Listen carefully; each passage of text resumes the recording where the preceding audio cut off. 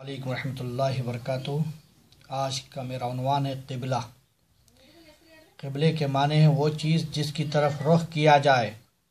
چونکہ نماز میں بیت اللہ کی طرف رخ کرتے ہیں اس لیے اس کو قبلہ کہا جانے لگا۔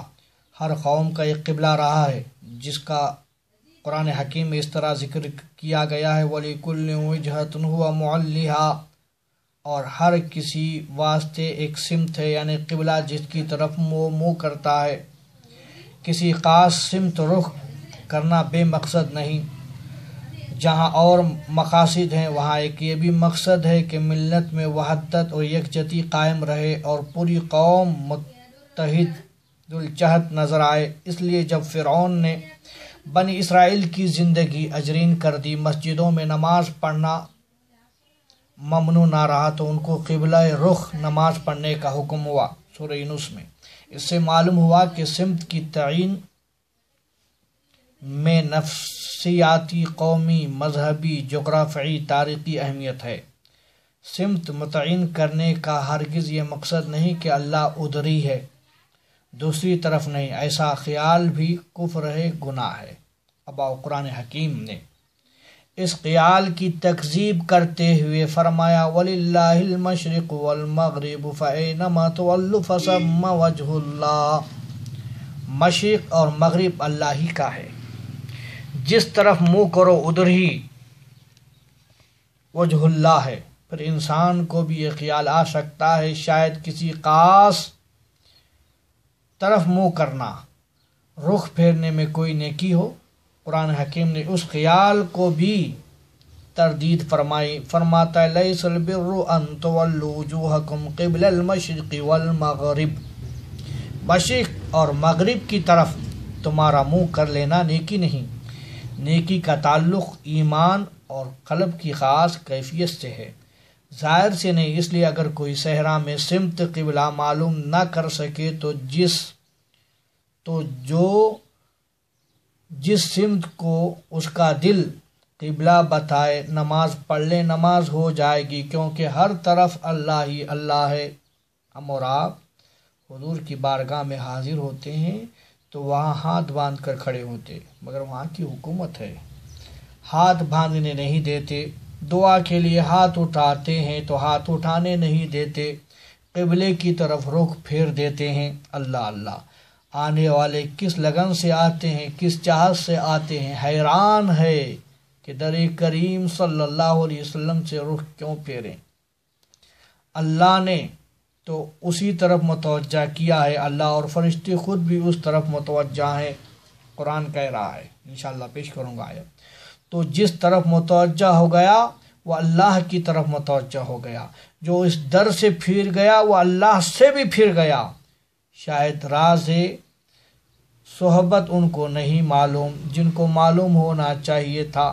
بہترین بھلائی یہ ہے کہ بھائی کو اچھی باتیں بتا دی جائے۔ قرآن کریم احادیث شریفہ اچھی باتوں سے معمور ہے۔ آئیے قرآن حکیم کھولیں، احادیث شریفہ دیکھیں، خود بھی دیکھیں، اپنے بھائیوں کو بھی دکھائیں، شاید یہ بات سمجھ میں آ جائے، شاید کوئی نقطہ دل میں اتر جائے، بے قراروں کی آرزو پوری ہو جائے، آنسوؤں کی سوغات قبول ہو جائے۔ بیت اللہ شریف دنیا میں سب سے پہلی عبادت گاہ، سب سے پہلا قبلہ ہے۔ قرآن فرماتا ہے ان اول بیت وضع للناس للذی ببکۃ مبارکا وہدی للعالمین، بے شک سب میں پہلا گھر جو لوگوں کی عبادت کے لیے مقرر ہوا وہ ہے جو مکہ میں ہے، برکت والا، سارے جہان کا رہنما۔ پھر رفتہ رفتہ دنیا والے گمراہ ہونے لگے، ان پر طوفان آیا، بیت اللہ کو اٹھا لیا گیا۔ صدیوں بعد حضرت ابراہیم اور حضرت اسماعیل علیہ السلام نے اللہ کے حکم سے بیت اللہ کی بنیادوں کو دوبارہ اٹھایا۔ اللہ اکبر۔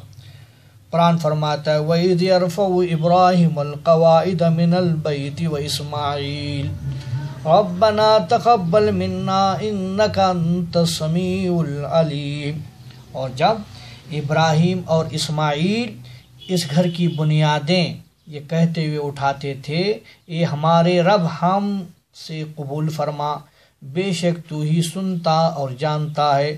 جب یہ دونوں بنیادیں اٹھا رہے تھے حضور علیہ السلام کی آمد کی دعا مانگ رہے تھے، کیا فرما رہے تھے؟ ربنا وابعث فیہم رسولا منہم یتلو علیہم آیاتک ویعلمہم الکتاب والحکمت ویزکیہم انک انت العزیز الحکیم۔ اے ہمارے رب، اور بھیج ان میں ایک رسول، انہی میں سے ان پر تیری آیتیں تلاوت فرمائیں، انہیں تیری کتاب اور پختہ علم سکھائیں اور انہیں خوب ستھرا فرمائیں، بے شک تو ہی ہے غالب حکمت والا۔ تو حضرت ابراہیم، حضرت اسماعیل علیہ السلام کا بیت اللہ کی بنیادیں اٹھانا اور بنیادیں اٹھاتے وقت حضور علیہ السلام کو یاد فرمانا، آپ کے لیے دعا کرنا حضور علیہ السلام کے علم میں تھا، اس لیے آپ فرماتے ہیں میں ابراہیم کی دعا ہوں۔ اللہ اکبر۔ حضور علیہ السلام اولاد اسماعیل سے ہیں، آپ کی نگاہ کرم بیت اللہ ہی پر تھی۔ جب 610 ہجری میں آپ نے نبوت کا اعلان فرمایا اور نماز فرض ہوئی تو بیت اللہ ہی مسلمانوں کا پہلا قبلہ قرار پایا۔ اعلان نبوت سے قبل بھی اہل مکہ کی عبادت گاہ بیت اللہ ہی تھا۔ اس بتوں اور مقدس ہستیوں کو تصویر سے آلودہ کر دیا گیا تھا۔ قبلہ اقرار پانے کے بعد مسلمان اس سمت سجدہ کرتے تھے، مگر دیکھنے والوں پر یہ راز نہ کھلا تھا۔ سجدہ کرنے والے بیت اللہ کی سمت قدیم عبادت کی بنا پر سجدہ کر رہے تھے، حضور صلی اللہ علیہ وسلم کی اطاعت و پیروی میں سجدہ کر رہے تھے، کیونکہ قبلہ سے مقصود خود بیت اللہ نہیں بلکہ آپ کی اطاعت پیروی ہے۔ قرآن فرماتا ہے من یطع الرسول فقد اطاع اللہ، جس نے رسول کی اطاعت کی بے شک اس نے اللہ کی اطاعت کی۔ حضور علیہ السلام جب تک مکہ معظمہ میں رہے بیت اللہ ہی قبلہ رہا۔ 622 ہجری میں جب آپ مدینہ منورہ ہجرت فرمائے تو پہلے ہی سال بیت اللہ کے بجائے بیت المقدس قبلہ قرار پایا، جو تقریباً 17 ماہ تک رہا۔ اس تبدیلی سے دیکھنے والوں کو مہاجرین کی استقامت، حضور علیہ السلام سے ان کے کمال و الفت محبت کا حال معلوم ہو گیا۔ 13 برس جو قبلہ رہا اس کو حضور علیہ السلام کی اطاعت قبلے کی خاطر آن کی آن میں بلا چون و چرا چھوڑ دیا گیا۔ سب کے رخ بیت اللہ سے بیت المقدس کی طرف پھر گئے، مگر منافقین کا حال ظاہر ہو گیا۔ اللہ اکبر۔ جیسا کہ عرض کیا گیا تقریباً 17 ماہ تک بیت المقدس قبلہ رہا۔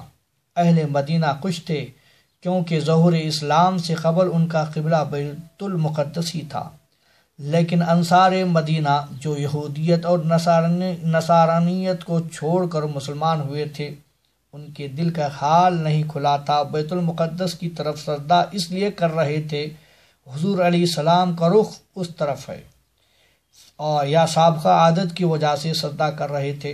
حضور علیہ السلام کی توجہ گرامی بیت اللہ کی طرف تھی۔ ایک روز نماز ہی میں یہ آرزو دل میں لیے بار بار آسمان کی طرف نظر اٹھاتے، کاش بیت اللہ قبلہ ہو جائے۔ دل کا حال جاننے والے نے آن کی آن میں حضور علیہ السلام کی تمنا پوری کر دی۔ اچانک وہی نازل ہوئی۔ کیا نازل ہوئی؟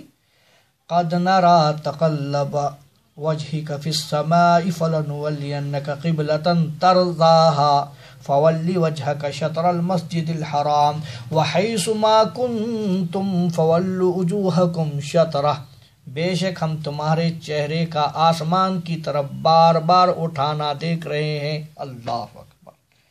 تو ہم ضرور تم کو اس قبلے کی طرف پھیر دیں گے جس میں تمہاری خوشی ہے، اس قبلے کی طرف پھیر دیں گے جس میں تمہاری خوشی یعنی رسول کی خوشی ہے۔ ابھی مسجد حرام کی طرف اپنا منہ پھیر لو، اور اے مسلمانوں تم جہاں ہو اسی طرف منہ پھیرا کرو۔ اللہ اکبر۔ بتاؤ، رسول جس کی طرف چاہ رہے تھے خدا بھی انہی کی طرف قبلہ کر دیا۔ میں اگلے نماز کا طریقہ نماز پر بیان کرنا ہے، اس سے پہلے میں قبلہ بتا رہا ہوں۔ اللہ اکبر۔ نادانو اب کہاں یہ لوگ؟ رسول کو اپنی طرح کہنے والوں سنو، قرآن کہہ رہا ہے بے شک ہم تم